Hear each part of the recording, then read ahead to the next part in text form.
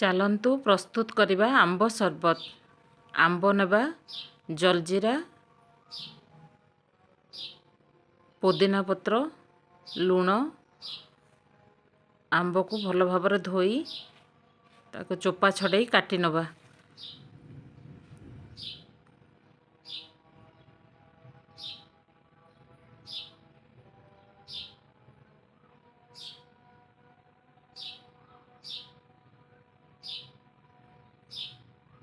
ତାପରେ ତାକୁ ଖଣ୍ଡ ଖଣ୍ଡ କରିକି କାଟିଦେବା।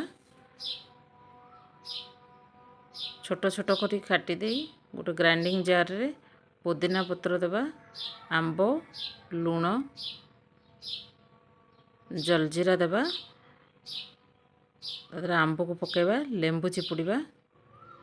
ଲେମ୍ବୁ ଟିକେ ଚିପୁଡ଼ି ଦେଲେ ତା ଟେଷ୍ଟ ଅଲଗା। ତାପରେ ଆଇସ୍ କିଛି ଦେଇ, ପାଣି ଦେଇ, ଚିନି ଦେଇ ଗ୍ରାଇଣ୍ଡିଙ୍ଗ କରିଦେବା। ତାପରେ ଗୋଟେ ଛଣି ଆଣିକି ତାକୁ ଛାଙ୍କିଦେବା।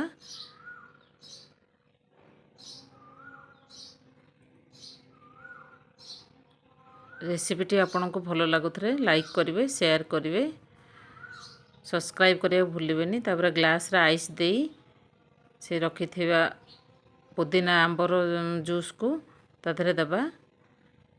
ଆଉ ମୋ ପାଖରେ ସ୍ପ୍ରାଇଟ୍ ଥିଲା, ମୁଁ ସ୍ପ୍ରାଇଟ୍ କିଛି ତା ଦେହରେ ଦେଇଦେଲି। ସ୍ପ୍ରାଇଟ୍ ଦେଇ ତାପରେ ତାକୁ ଲେମ୍ବୁରେ ସଜାଇ ଦେବା। ପ୍ରସ୍ତୁତ ହୋଇଗଲା ଆମ୍ବ ସରବତ।